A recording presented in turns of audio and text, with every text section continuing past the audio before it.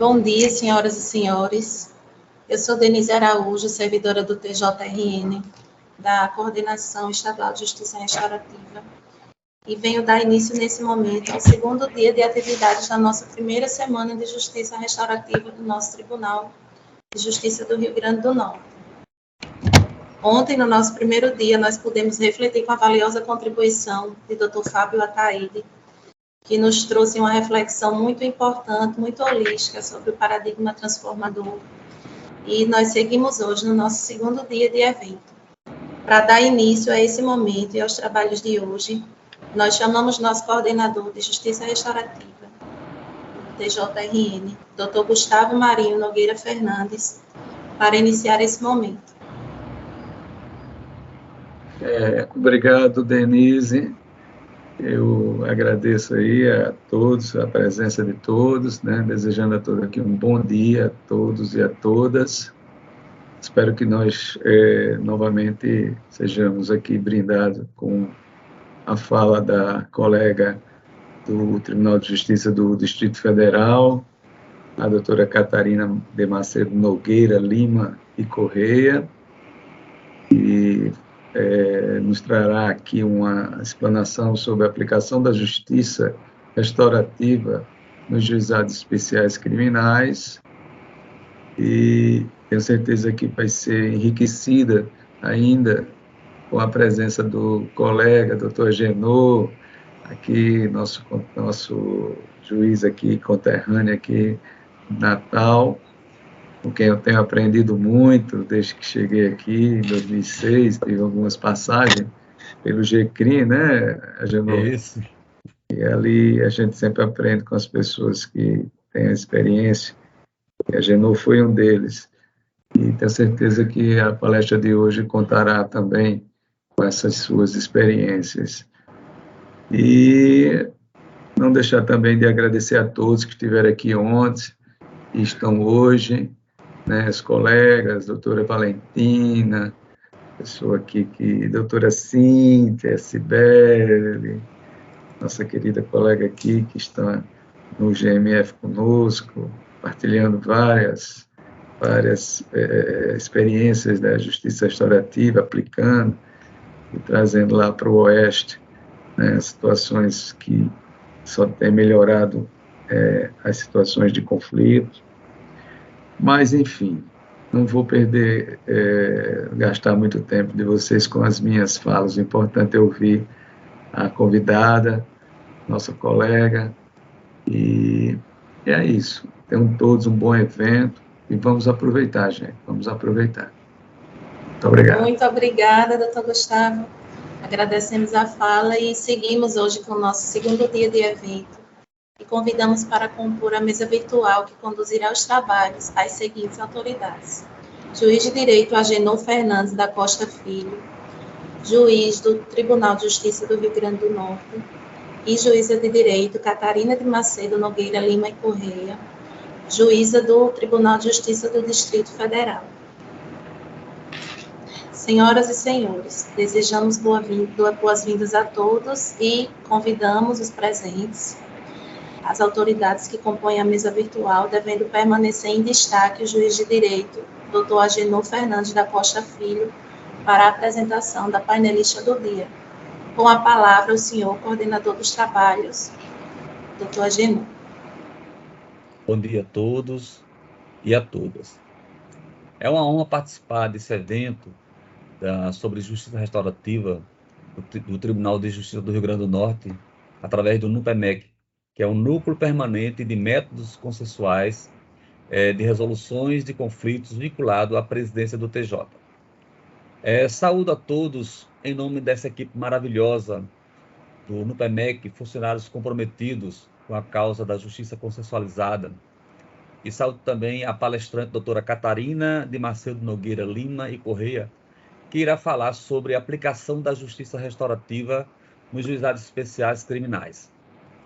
A justiça restaurativa lança um olhar sobre como resolver conflitos de maneira não violenta e vingativa, né? Através do diálogo e compreensão de si mesmo e do outro, oportunizando às partes uma construção e resolução dos seus conflitos através de práticas restaurativas, sendo um eficiente método de resolução alternativa de litígios nos juizados especiais criminais, quando o objetivo principal é de restaurar as relações e assim obter uma pacificação social, que é o escopo maior do juizado especial criminal.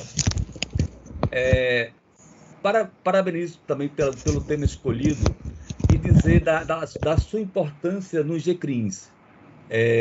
Principalmente, eu via no início, há 6 anos, eu vi uma grande resistência de incluir o juizado especial, né, dentro da justiça consensualizada, dentro dos métodos de mediação e de justiça restaurativa.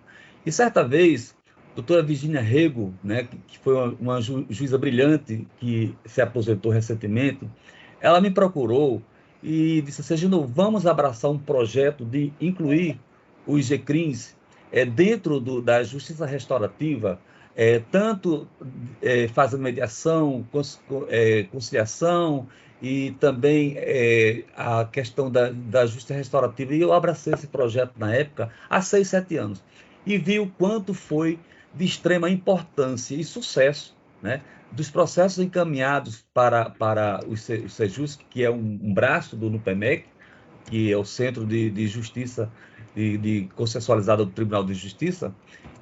Dos processos enviados, eu via uma demanda de 80% de sucesso com esses processos que voltavam do Sejusc. Então, assim, nós abraçamos esse projeto e foi um sucesso, e vimos a importância dos GCRIMs dentro da justiça consensualizada. Dito isso, eu passo agora a fazer a apresentação do currículo da nobre palestrante, doutora Catarina de Macedo Nogueira.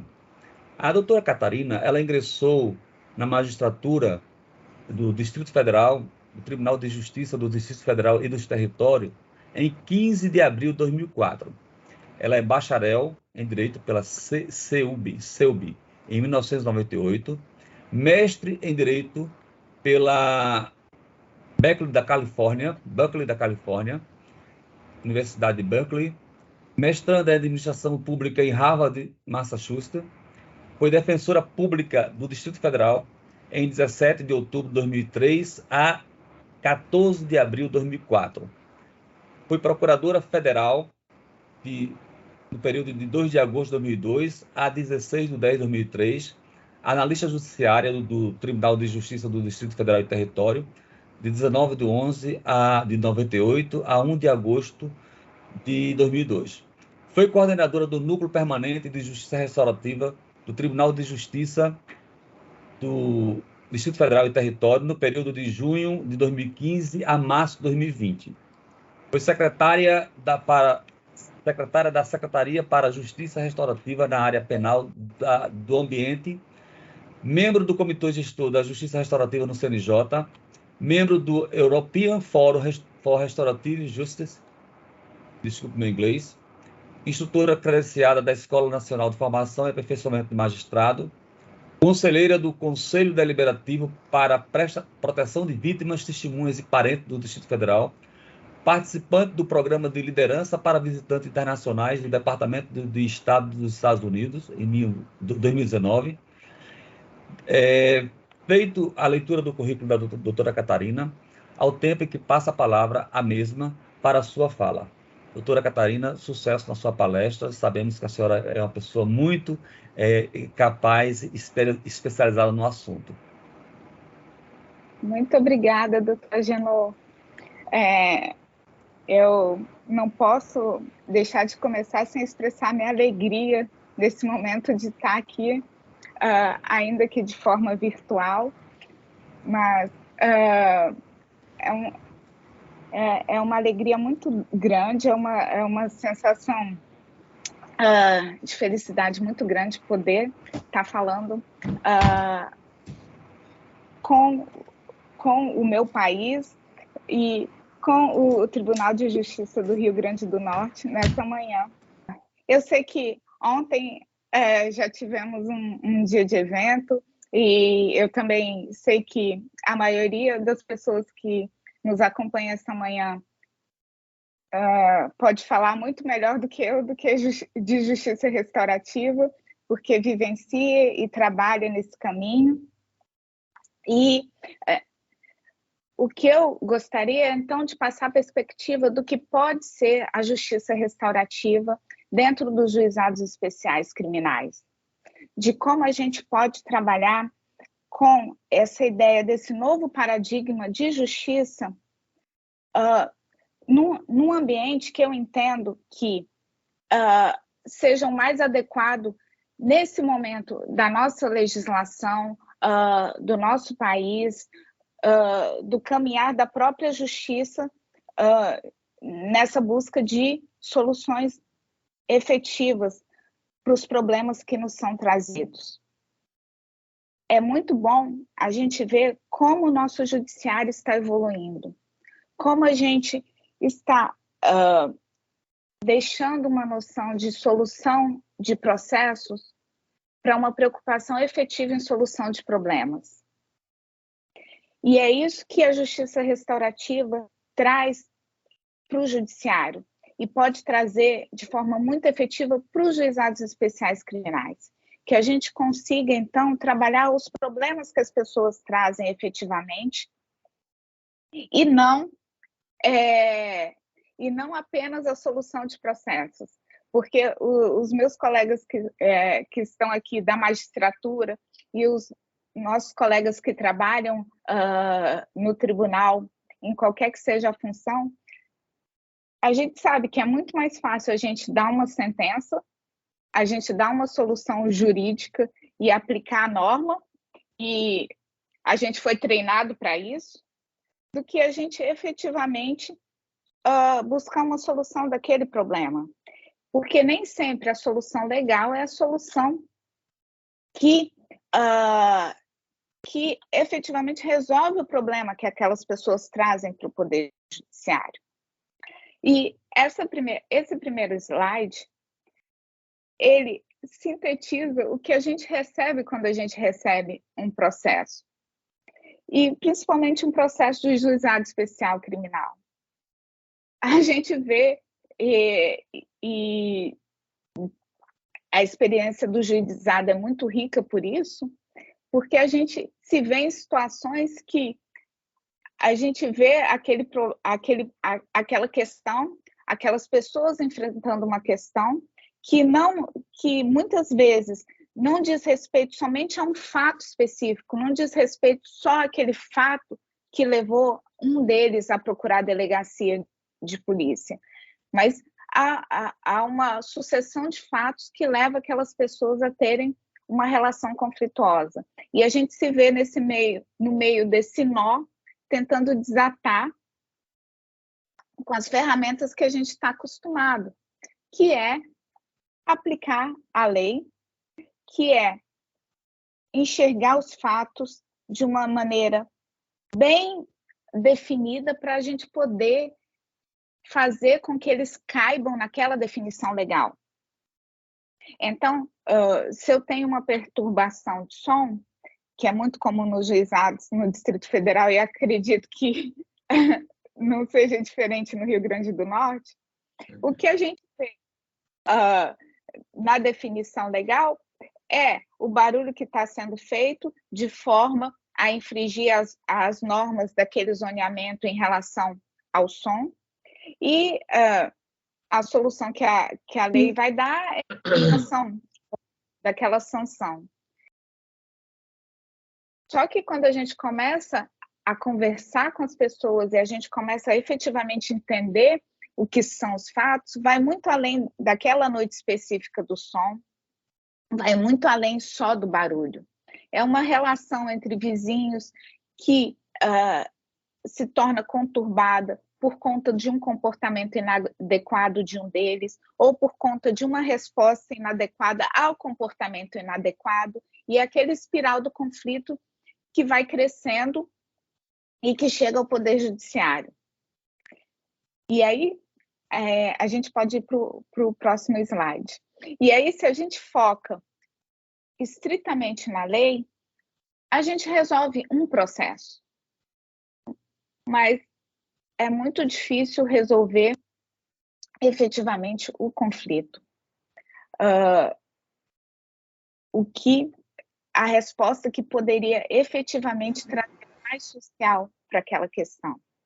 Então, para a gente entender como a gente trabalha com a justiça restaurativa dentro dos juizados especiais criminais, é importante a gente fazer também a distinção do que faz a lei criminal diferente da lei civil, do que faz os conflitos criminais diferentes dos conflitos cíveis. E eu entendo que essa diferenciação que eu estou compartilhando com vocês, ela nos dá uma clareza do que e por que é importante que a gente tenha, dentro do juizado especial criminal, a justiça restaurativa e não outros métodos de solução consensual de conflitos. Porque quando a gente fala de crime, a gente está falando de erro. A gente está dizendo que alguém se comportou de uma maneira tão inadequada que causou para outra pessoa um prejuízo, um dano, uma dor, que precisa ser, de alguma forma, trabalhada, de alguma forma visualizada, de alguma forma trazida à tona e reparada. Nesse contexto, a reparação não é a reparação do que ela perdeu em relação a bens patrimoniais ou do que ela perdeu em relação a um dia de trabalho, enfim. Não é o que a gente conta, não é o que eu posso definir. É o que a própria vítima pode definir como os prejuízos, como a dor, como o que ela trouxe daquela situação. Essa é a importância da gente ter essa visão da lei criminal e da lei civil como diferentes focos e como diferentes abordagens para uma situação que pode, sim, envolver perdas patrimoniais, mas que o foco é maior ainda. O foco é o foco no prejuízo, na dor, naquela perda que a pessoa sente, que vai para além do dano causado ao patrimônio dela. E em relação àquele que pratica o ato, o caminho é maior do que o caminho de pagar, do que o caminho de prestar uma prestação pecuniária. É o caminho de se conscientizar, é o caminho de entender o que foi feito.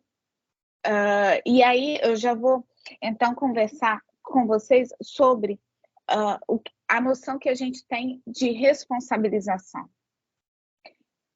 E, como eu disse para vocês, eu estou eu estou assumindo que as pessoas que estão participando conosco têm alguma noção de justiça restaurativa e que a gente não precisa, então, começar daquela noção de justiça restaurativa em relação à reparação, responsabilização, conscientização, a gente criar, então, esse novo paradigma para a justiça, que ao invés de partir das ideias de culpa e castigo, parte dos princípios de responsabilização e reparação.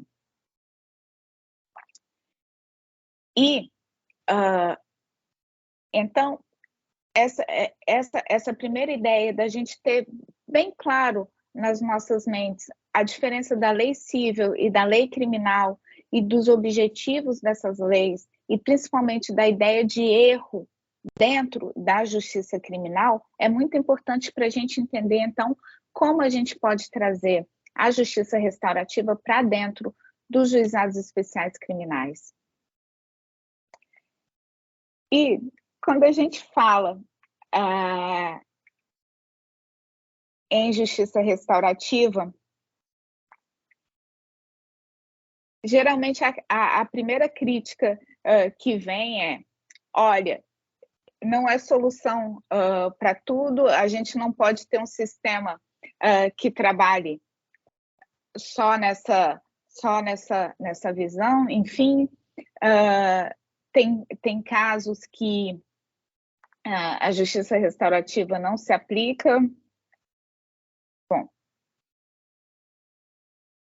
a gente não tem a mesma resposta para todos os crimes, né? A gente tem uma resposta que a gente vai entendendo a gravidade do crime e vai aplicando uma pena, uma pena dessas penas ordinárias, né? Ordinárias em todos os sentidos, né? Dependendo da graduação que a gente dá para aquele crime. O que a justiça restaurativa vem trazer para o sistema criminal é a ideia de que, para diferentes tipos de crime, a gente precisa de diferentes respostas do Estado. No meu entender, todas essas respostas podem ser restaurativas, na medida em que você, dependendo da noção que você dá para a justiça restaurativa e de quem são os atores da justiça restaurativa. Porque também, se a gente está pensando em justiça restaurativa como esse novo paradigma, ele não vai estar presente só naquele encontro entre a vítima e o ofensor. Ele não vai ter como ator apenas o facilitador. A gente vai ter um sistema em que juízes, em que promotores, em que defensoria, em que advogados de defesa, todos tenham a noção e estejam imbuídos dessa ideia de que a primeira solução é a solução em que a gente busca responsabilização, em que a gente busca reparação. Para caminhar nesse sentido, a gente tem que ter... também a gente sabe que, enfim, não há uma definição de justiça restaurativa, esse é um conceito em construção. Mas para a gente trabalhar e para a gente conseguir, então, esquematizar o que vai ser a justiça restaurativa no meu dia a dia, e aí eu não estou dizendo que essa é a justiça restaurativa para todos e para tudo, mas é uma definição que funciona porque eu tenho uma questão muito prática, né? Para além desse ideário de responsabilização e de reparação, para além da ideia que a gente trabalha no campo teórico, eu preciso aplicar essa ideia.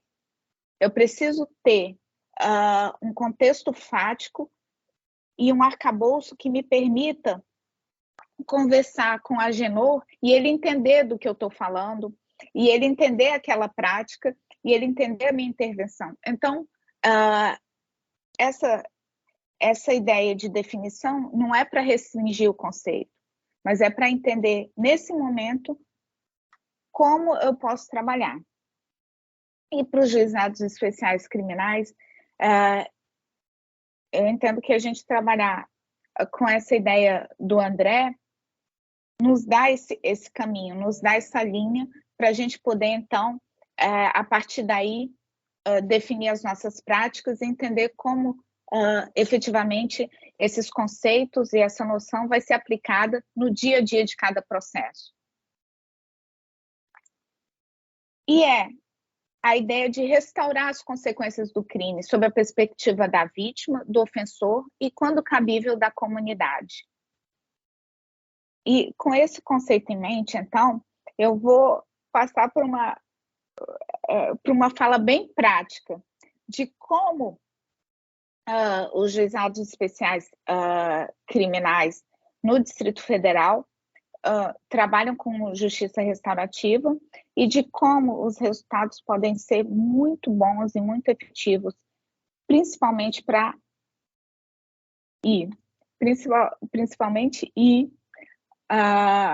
de forma muito muito efetiva para o jurisdicionado. Porque a gente volta, então, naquela ideia de para quem o serviço, a quem serve a intervenção do Poder Judiciário?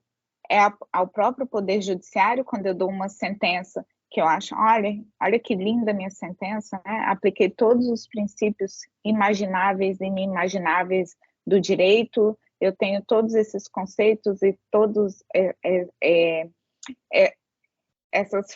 essas citações em latim, alemão, enfim, e eu tenho um lindo trabalho jurídico, né? Então, quando eu dou uma sentença dessa, a quem que eu estou servindo? É ao sistema em si ou é ao jurisdicionado? E ao contrário, quando eu penso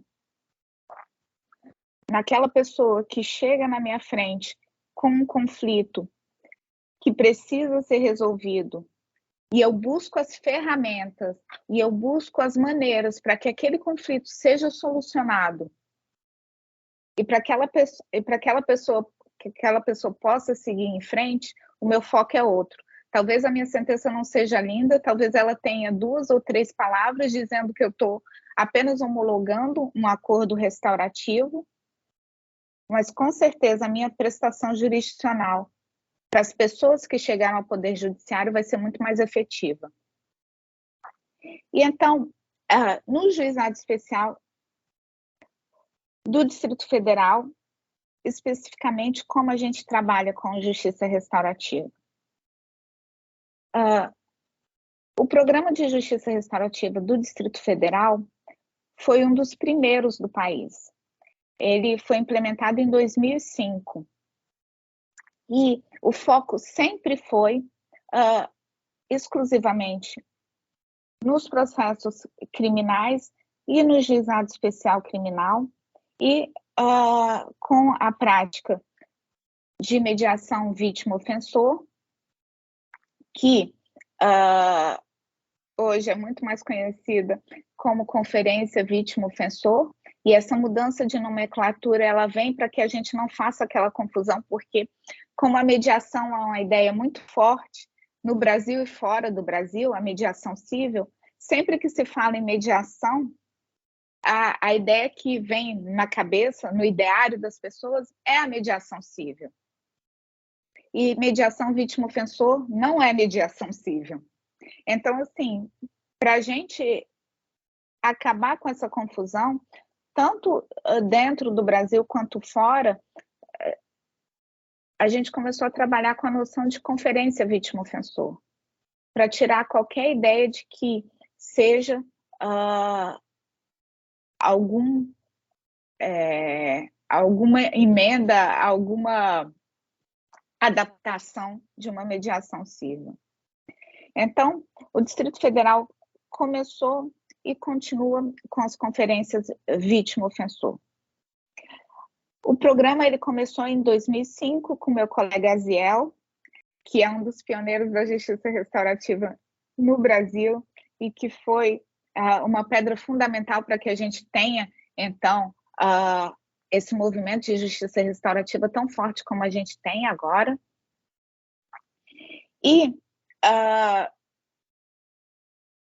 ele trabalhava com os casos referidos. Então, um juiz entendia que aquele caso ele podia ser trabalhado pela justiça restaurativa e enviava o caso.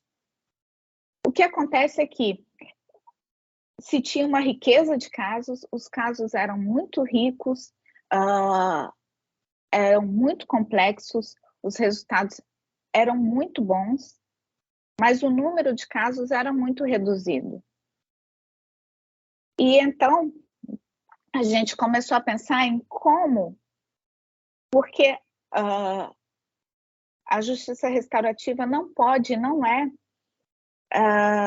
apenas aquele puxadinho que a gente usa, né? Só quando a gente viu que não vai sair daqui de lugar nenhum.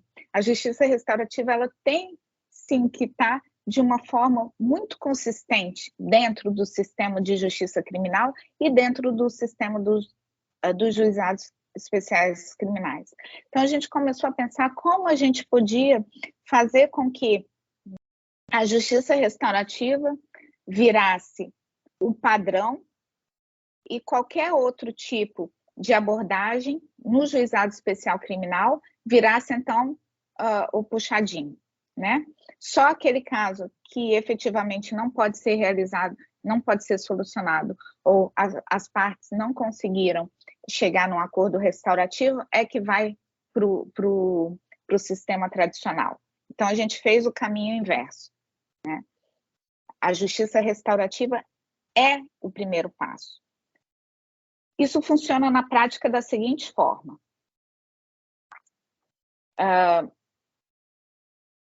E aí eu vou falar muito da experiência de Planaltina, porque era a minha vara específica, mas essa experiência não era só dessa vara, não é só dessa vara. A gente hoje no Distrito Federal tem centro de justiça restaurativa em 5 cidades satélites, e com a pandemia se começou também um atendimento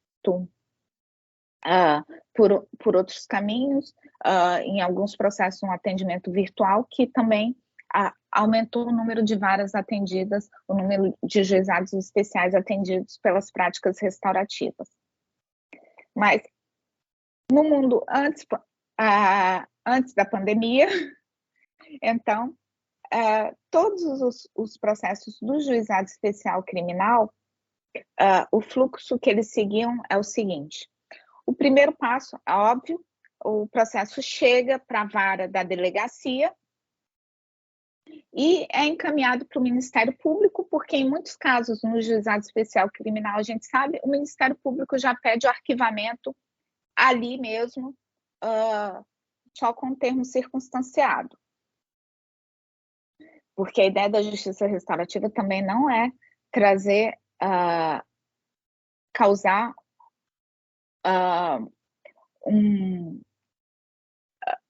uma carga maior para as pessoas. É ao contrário, é trazer a solução. Então, vai para o MP, se o MP entendeu que é caso de arquivamento, volta para o juízo e normalmente é arquivado. Se não é o caso de arquivamento, se o MP não pede o arquivamento já na chegada do termo circunstanciado, então o primeiro passo de todos os procedimentos é ser encaminhado para o Centro de Justiça Restaurativa. E lá são encaminhados tanto os processos de ação condicional pública, de ação condicional privada, como de ação pública, como de ação privada. Então, todos os casos do juizado especial criminal, que não são casos de arquivamento no momento do recebimento do termo circunstanciado, vão para o Centro de Justiça Restaurativa. E lá no Centro de Justiça Restaurativa, então, os facilitadores, eles entram em contato com as partes e eles marcam o dia da audiência restaurativa. Nessa audiência, o facilitador trabalha com as partes para, primeiro, entender os fatos. E aí, os facilitadores que estão me ouvindo também têm condição de falar melhor do que eu, mas enfim, vamos lá. Para entender os fatos, para entender onde se situa aquele conflito e quais são as responsabilidades que aquelas pessoas trazem, ou qual é a responsabilidade daquele que praticou o ato, e qual é a dor, qual é a reparação que aquele que se sentiu ofendido, que aquele que sofreu as consequências do ato precisa. Então, o facilitador, ele tem um momento separado com cada parte, ele entende quais são os fatos, e aí depois dele entender os fatos, ele trabalha com aquele que praticou os fatos, com conscientização. Conscientização significa a pessoa entender o que ela fez. Porque, é claro, quando eu ligo o meu som meia-noite no volume máximo, eu sei o que eu estou fazendo. Eu estou ligando o meu som no volume máximo meia-noite. Eu tenho consciência das consequências do meu ato? Muitas vezes não. Muitas vezes eu não tenho consciência de que aquele barulho, com aquele barulho, o meu vizinho que precisa trabalhar no outro dia não consegue dormir. Que a minha vizinha do outro lado está com um bebê pequeno, que aquele barulho é insuportável. Que o barulho que eu estou escutando na minha casa, a ressonância dele para a casa do vizinho é muito maior. Então, isso é conscientização. É eu entender o fato e quais foram as consequências daquele fato. Para as pessoas ao meu redor, para quem sofreu as consequências, para mim mesmo, para as pessoas ao meu redor, porque eu também sofro as consequências desse fato. Porque agora eu estou em conflito com o meu vizinho. Agora, às vezes, eu crio até um conflito dentro da minha casa mesmo. Então, como que eu me conscientizo de todas essas consequências daquele fato? É o primeiro passo para a gente, então, partir para a responsabilização. Eu só posso ser responsável do que eu sou consciente. E depois que eu, então, estou consciente, aí sim, eu posso começar a trabalhar com responsabilização. Entender quais foram as consequências daquele fato e entender como elas podem ser reparadas. Entender que, sim, eu pratiquei esse fato e essas foram as consequências. E qual é o caminho para eu reparar? O caminho para eu reparar vai ser construído com quem foi ofendido. Porque só quem foi ofendido sabe como pode ser reparado. A gente parte da ideia de que quem sofre as consequências de um crime quer vingança. Que quem sofre as consequências de um comportamento errado quer que quem praticou aquele comportamento sofra. E quando a gente começa a trabalhar com justiça restaurativa e com as vítimas, o que a gente entende é que a gente cria esse arcabouço nos nossos inconscientes porque a gente tem no nosso inconsciente a ideia de culpa e castigo. E com a ideia de culpa e castigo, a única solução para o comportamento errado é o castigo. E quem é vitimado por aquele comportamento só pode querer castigo.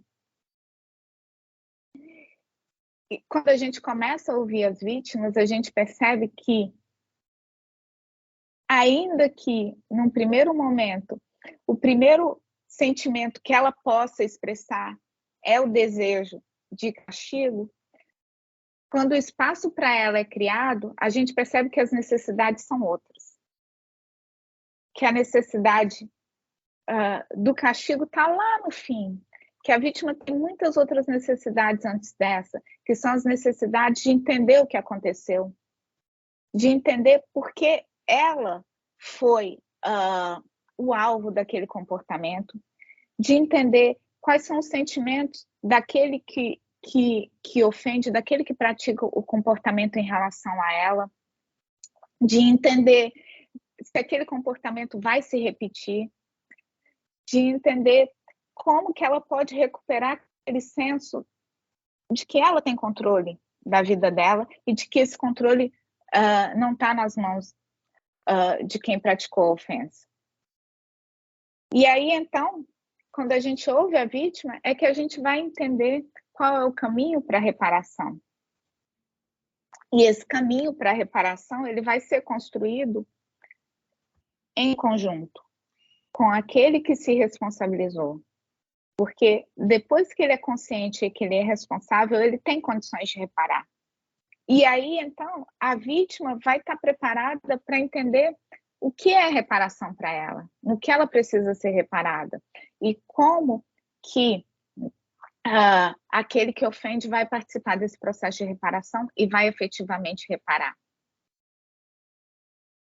E aí, então, a gente tem essa estrutura desse acordo restaurativo que vai sair desse processo de escuta e diálogo e interação que é feito no Centro de Justiça Restaurativa, na audiência restaurativa. E a gente vai passar por esse acordo, então, depois eu vou compartilhar com vocês pelo WhatsApp alguns acordos restaurativos em que vocês podem ver essa estrutura. Então, o que vai chegar... Sim, então a gente teve toda essa prática restaurativa, o facilitador conseguiu conduzir essas pessoas, ser um parceiro dessas pessoas nesse caminho de responsabilização e de reparação, e eles chegaram a um acordo, mas eu preciso de alguma forma que esse acordo se reflita em um documento concreto em que o juiz, que entende de justiça restaurativa e que entende esse caminho, possa ler esse acordo, ler esse documento e dizer, sim, aqui eu tive uma prática restaurativa de sucesso, aqui eu tenho um acordo restaurativo, eu vou homologar esse acordo e essa situação está definida aqui dentro do sistema formal. E aí, o bonito disso é que a visão que essas pessoas vão sair da justiça é a visão de uma justiça que acolhe, é a visão de uma justiça que é feita entre iguais, é a visão de uma justiça que escuta, que soluciona problemas, e muitas das vezes a única face da justiça que ela vai ver é a face do facilitador. É o rostinho do facilitador que vai ser para ela o rosto da justiça.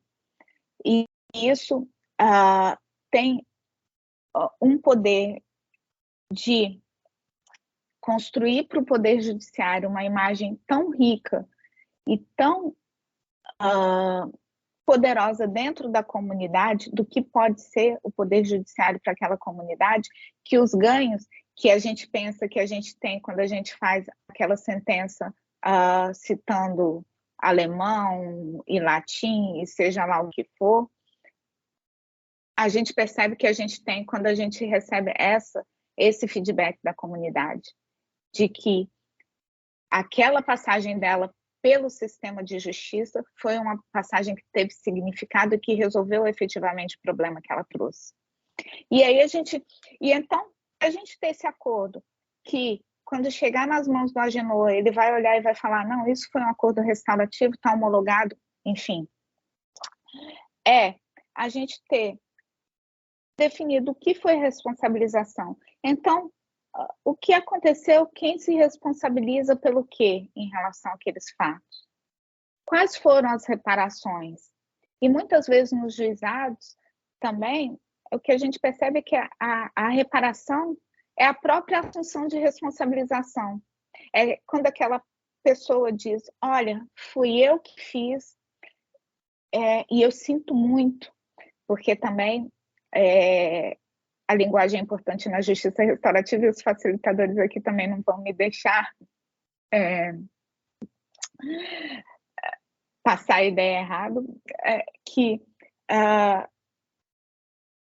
aquele que ofende, ele fala que ele sente muito, ele fala que ele assume a responsabilidade sem passar a bola para quem for ofendido. Porque quando eu falo assim, olha, Valentina, eu fiz isso, mas você me desculpa, tá? E aí a responsabilidade passa para a Valentina, porque, olha, eu já fiz tudo, agora a Valentina que tem que me desculpar. E não é assim, né? Esse processo de reparação é um processo que não impõe um ônus à vítima. A vítima, ou aquele que foi ofendido, ela vai receber a reparação que ela precisa receber, e ela vai ditar o que é a reparação. Mas muitas vezes no juizado especial criminal a reparação vai ser a assunção de responsabilização, e esse sinto muito. E esse dizer que eu entendo que eu te ofendi, eu agora entendo, eu sinto muito pelo que aconteceu e eu não vou repetir esse tipo de comportamento. Muitas vezes no juizado, para a vítima, essa é a reparação que ela precisa. E depois a gente vai ter os compromissos futuros. A gente tem os compromissos futuros porque a ideia também é de que esses comportamentos não se repitam.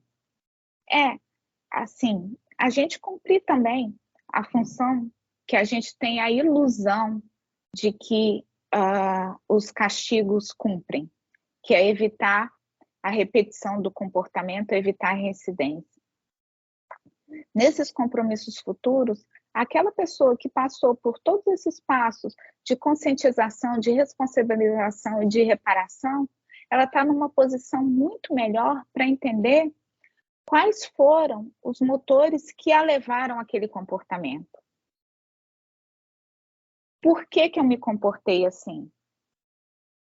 Por que eu pus o som alto meia-noite? E se eu entendo a motivação dos meus atos, eu tenho, então, como assumir compromissos futuros para evitar aqueles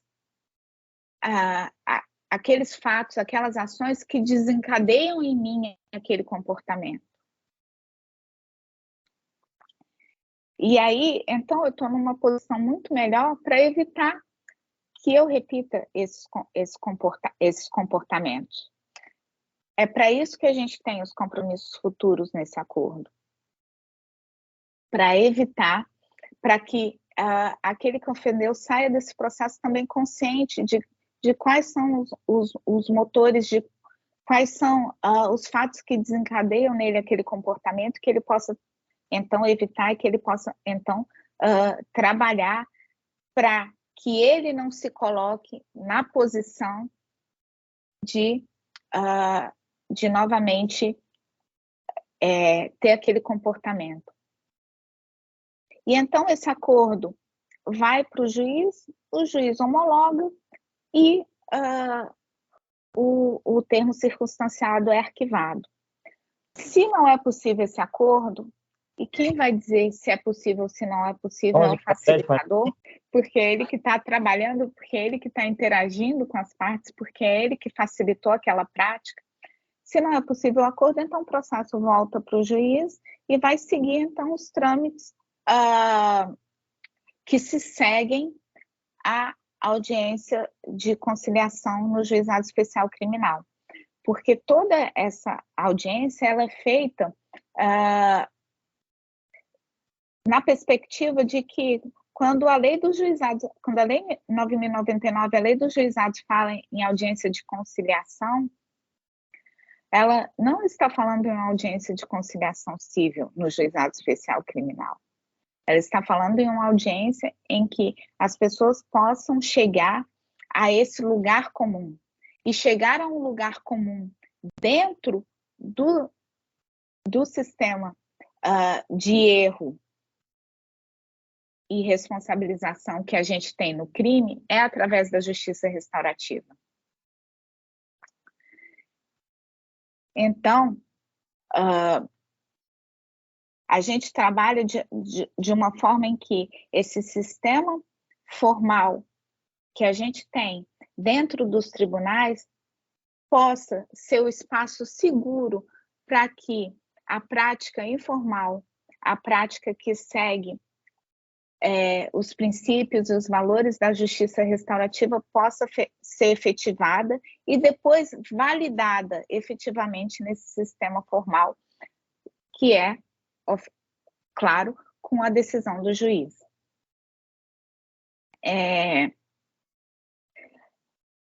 No Distrito Federal, a aplicação dessa prática e desse procedimento deu resultados muito, muito efetivos.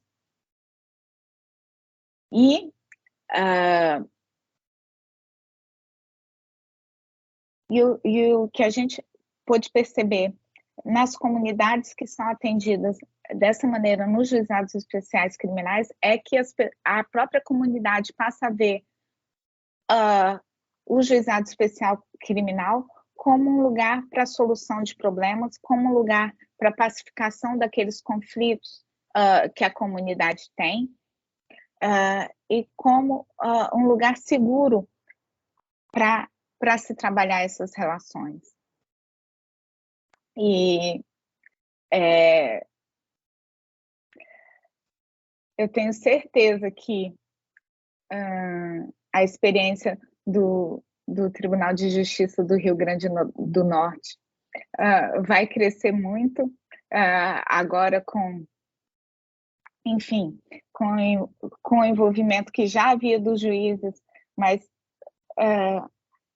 quanto mais substancial esse envolvimento for, mais a justiça restaurativa tem condição de ser uma realidade dentro do sistema criminal, sem perder os seus valores e seus princípios, sendo o juiz aquela pessoa que vai ser o guardião para que esse espaço da justiça restaurativa exista e para que os facilitadores tenham condição de efetivamente trabalhar com as pessoas que chegam ao Poder Judiciário, criando esse espaço seguro para que a justiça restaurativa possa acontecer.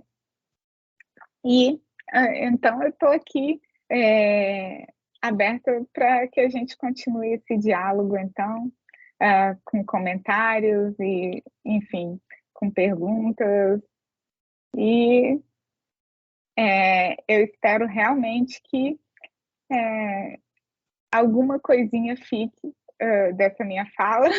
Eu tinha muito mais para dizer, mas, enfim, a gente tem a limitação do tempo, mas eu também deixo à disposição o meu e-mail, o meu WhatsApp. Quem quiser continuar essa conversa, essa é uma conversa que me interessa muito sempre.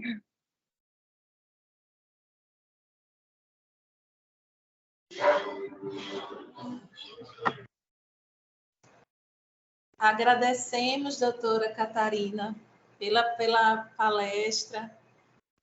Vocês me ouvem? Conseguem me ouvir? Sim. Agradecemos muito. Conseguimos. E é realmente muito feliz a gente ouvir que essa realidade pode ser possível, né? De nós termos os procedimentos de justiça restaurativa como o nosso primeiro ponto, né, a se trabalhar e só assim depois a gente ir para os outros métodos, né, nos juizados especiais criminais. Muito bom sempre ouvir isso, né, o dia que a justiça restaurativa estará com esse patamar, né, acho que é o desejo de todos nós. Eu gostaria de passar a palavra para o coordenador dos trabalhos, o doutor Agenor. Ok. Vamos agradecer a participação da doutora Catarina, né, com a larga experiência da doutora Catarina, que só veio brilhar na nossa palestra aqui hoje com o nosso encontro, né? E aprendemos bastante, né, com os conhecimentos passados pela nossa colega doutora Catarina. Então, as perguntas que eu coloquei no chat foi o seguinte: doutora Catarina, qual a diferença entre enviar os procedimentos para o Centro de Justiça Restaurativa, como a doutora colocou, que assim acontece no GCRIM do Distrito Federal, quando vem do Ministério Público, sem ouvir as partes se querem esse tipo de justiça? E eu de perguntar se as partes querem ser enviadas para o Centro de Justiça. Eu digo isso porque, na prática, aqui a gente faz primeiro a conciliação dentro do GCRIM, e quando a contenda, o conflito, a gente está vendo que não consegue ser solucionado, a gente consulta se as partes querem ser encaminhadas para o Centro de Justiça Restaurativa. Qual a diferença? Como a doutora analisa essa questão? Bom, a abordagem utilizada no TJDFT parte do princípio de que a justiça restaurativa é a primeira resposta. E o facilitador, ele tem muito mais condições do que o próprio juiz, embora, ainda que o juiz tenha toda a formação em justiça restaurativa, eu sou formada como facilitadora em mediação vítima-ofensor, em círculos, em conferência familiar, mas eu não sou uma facilitadora. Eu tenho todos os meus certificados de facilitadora, mas eu não sou uma facilitadora porque a minha função no tribunal não é ser facilitadora, porque a minha função no tribunal é ser a guardiã desse espaço seguro para que a facilitação possa acontecer. Por que eu me propus a fazer toda essa formação, porque quanto mais a gente conhece, mais a gente entende, mais a gente pode valorar e mais a gente pode dar importância para o trabalho do facilitador e entender por que aquele trabalho não é o trabalho do juiz. Enfim, então, o primeiro contato que eles vão ter é com o facilitador. E é o facilitador que tem condições de entender se estão presentes o princípio da voluntariedade, se aquelas partes elas podem e estão preparadas para passar pelo procedimento, pela prática restaurativa. Então, na verdade, o que a gente faz no Distrito Federal é ter a justiça restaurativa como a porta de entrada, sim, e o facilitador ele tem condições de analisar se aquele caso é um caso em que a prática restaurativa pode acontecer ou é um caso que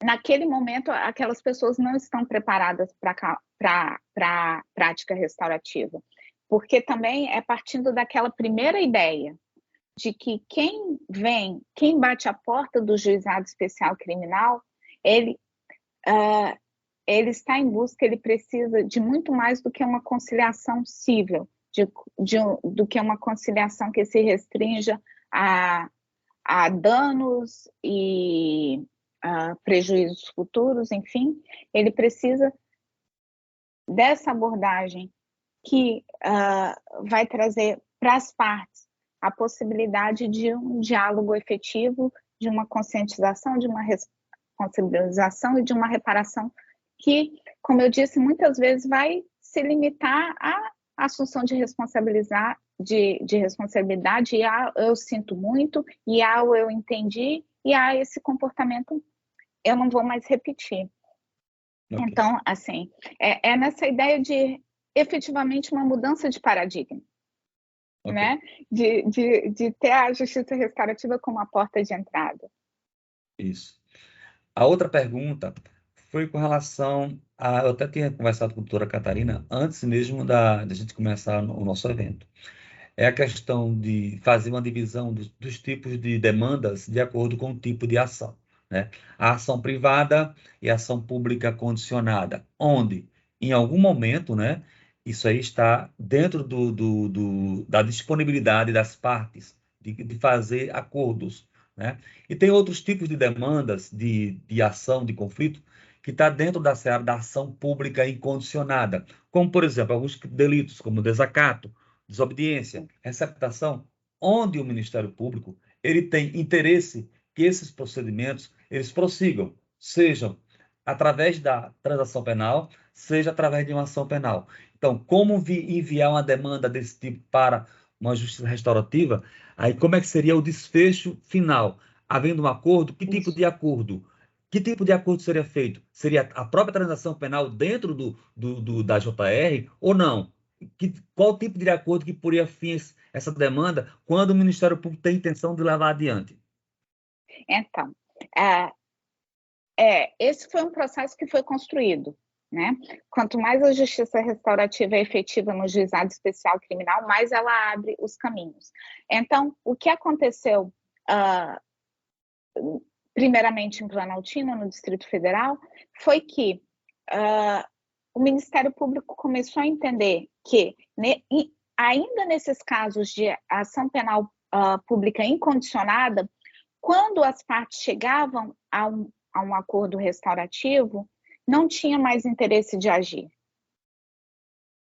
porque aquele conflito tinha sido solucionado, você tem uma resposta de responsabilização, então tudo que se procura com uma ação penal, que é que aquela pessoa não volte a ter aquele comportamento, que as pessoas entendam que aquele comportamento não é o desejável, que a pena sirva como uma detentora daquele tipo de comportamento, tudo isso é alcançado com acordo restaurativo. Então, não se tem interesse de agir para a aplicação de uma pena que é o fim do processo criminal. E, em alguns casos também, o Ministério Público entende que ele pode valorar aquele acordo como uma transação penal e entender que houve a transação dentro daquele acordo restaurativo e também pede a homologação. Então, assim, são esses dois caminhos que a gente trabalha com as ações públicas incondicionadas. Parabéns, muito bom. A outra pergunta que eu coloquei foi um questionamento no cível, né, que eu também atuo da parte cível de acidente de trânsito, né? Além do interesse patrimonial, temos a litigância de má-fé, né? Essa litigância de má-fé não passa também de erro comportamental e de responsabilização? Com certeza, com certeza. E assim, é um espaço que a gente pode abrir, né? É um espaço que a gente pode abrir para lidar com essa ideia que é o cerne da justiça restaurativa, né?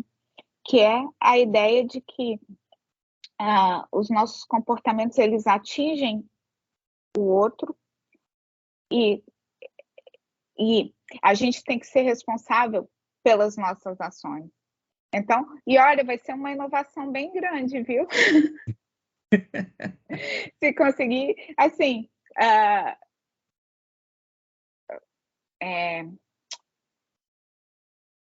desenhar, né, essa abordagem dentro desses conflitos. Isso. Temos uma pergunta também no chat com relação a... Eu acho que a doutora Catarina já respondeu na pergunta que eu fiz, né? Doutora Catarina, o Tribunal de Justiça do Distrito Federal e Território regulamentou o fluxo de todos os processos para o centro, independentemente do tipo de ação. Como foi o diálogo com a MP e com a Defensoria Pública OAB sobre esse fluxo? Então, como eu disse, esse caminho foi construindo, né? Os resultados, eles vão acontecendo e as partes, e aí eu estou falando das partes do sistema, né? Ministério Público, Defensoria, enfim, eles vão vendo os resultados e aí a gente vai tendo caminho para construir esse tipo de solução, esse tipo de procedimento. Ok, então acho que não tem mais nenhuma pergunta. Tem, Cláudia, no chat? Não, doutor Agenor, eu só queria falar, dê um minutinho, o senhor me permite? Pois não. Porque aí eu também tenho duas perguntinhas. Né? Primeiro, eu só queria falar um pouco, muito brevemente, de uma experiência que eu tive, que quando a doutora Catarina foi falando, foi me tocando, né? Os processos que eu facilitei do Juizado Especial Criminal, eles foram muito ricos. E aí a gente fica pensando, né? Qual a resposta que a justiça dá para a sociedade? Né? Para além dessa sentença que está ali muito bem escrita, bem elaborada, mas efetivamente qual é o efeito disso para a sociedade? Né? E a justiça restaurativa me fez pensar muito qual é a entrega que nós fazemos para a sociedade, o que se faz a partir dali, daquele encontro daquelas partes. E teve um processo de duas vizinhas, que já era praticamente o quinto processo que elas tinham, né? Ou seja, uma ganhava e a outra arranjava uma situação, colocava a outra na justiça, e assim elas viviam, né, num embate a perder de vista, né? E aí esse caso foi levado para a justiça restaurativa, e me chamou muita atenção que quando a gente fez o círculo, um olhou para a outra e falou assim: fulana, eu nunca tinha olhado para você, de fato. Aquilo me tocou, porque como elas nunca tivessem se visto, e elas eram vizinhas há mais de 15 anos. E quando nós terminamos o círculo, que terminou com um acordo restaurativo, uma delas olhou e fez assim: nossa, isso aqui é que é justiça. Nessa justiça eu acredito.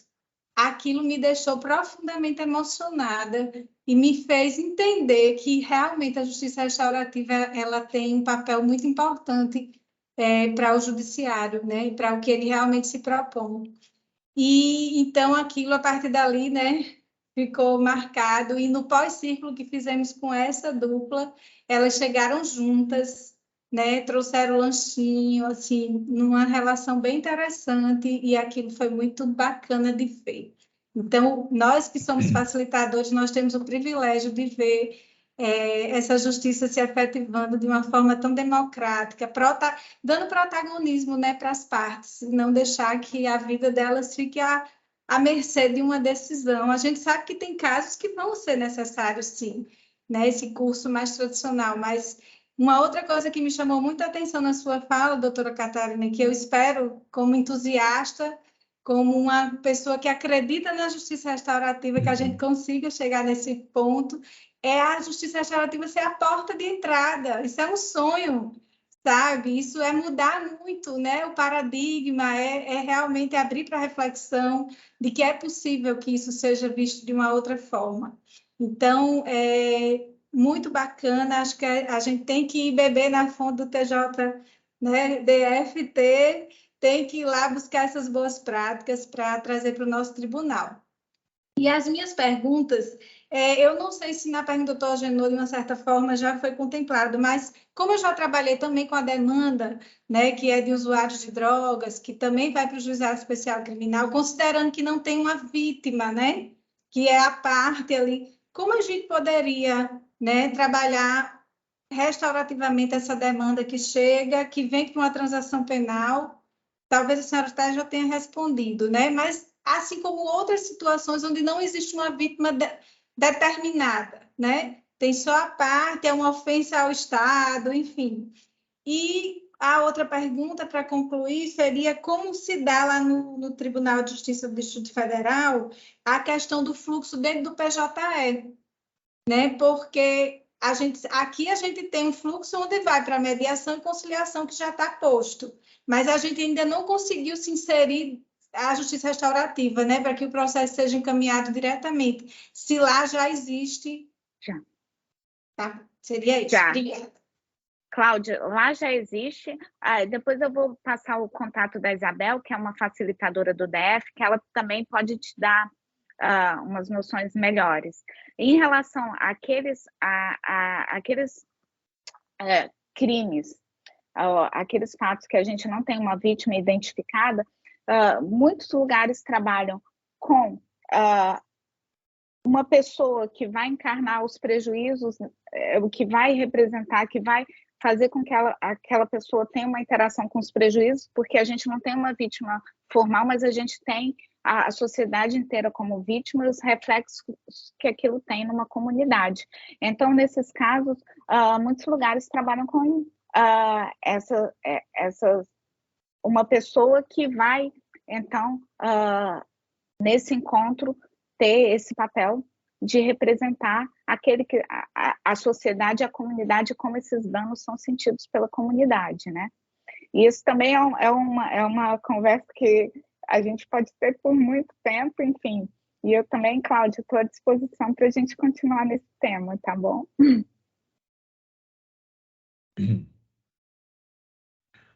Bom, Cláudia, pronto, Cláudia. Oi, doutor Agenor, é que eu estou olhando aqui o chat e acho que chegou mais... Chegou mais uma perguntinha. Eu acho Catarina... que, na verdade, é um complemento da pergunta de Newton Cruz. Okay. Porque ele pergunta assim, ele gostaria de reforçar um ponto da pergunta dele. Não sei se o senhor consegue ver, doutor Agenor. Pode ler a pergunta. Gostaria, se possível, de reforçar o primeiro ponto da minha pergunta. O fluxo foi formalmente regulamentado no tribunal? Os diálogos institucionais se deram através de um acordo de cooperação? Não. É prática. É a prática. A gente tem toda a regulamentação da justiça restaurativa, mas especificamente regulamentação de fluxo, não. Certo. Ok, tem uma pergunta aqui. Doutora Catarina, o Tribunal de Justiça do Distrito Federal e Territórios tem algum projeto de justiça restaurativa em andamento a partir das audiências de custódia? Sou psicóloga na audiência de custódia. Identifico potencial a partir das audiências de custódia. Qual é a vossa opinião?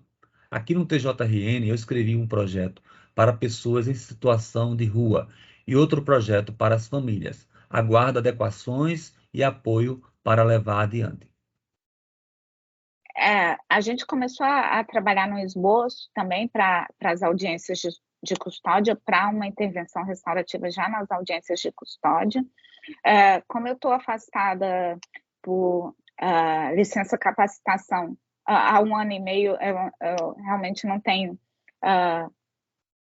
eu não tenho condições de entender se foi levado adiante, mas essa também é uma conversa que a gente pode ter mais profundamente. Enfim, eu estou à disposição para conversar sobre o tema. Tá. Quem não tem mais pergunta, Cláudia? Não temos mais perguntas. Eu acho que é isso. Se mais alguém quiser falar, né? Eu, com certeza, doutora Catarina, vamos continuar esses diálogos, viu? A senhora tem muito a contribuir com a nossa construção aqui. Então, Muito obrigada. Obrigada.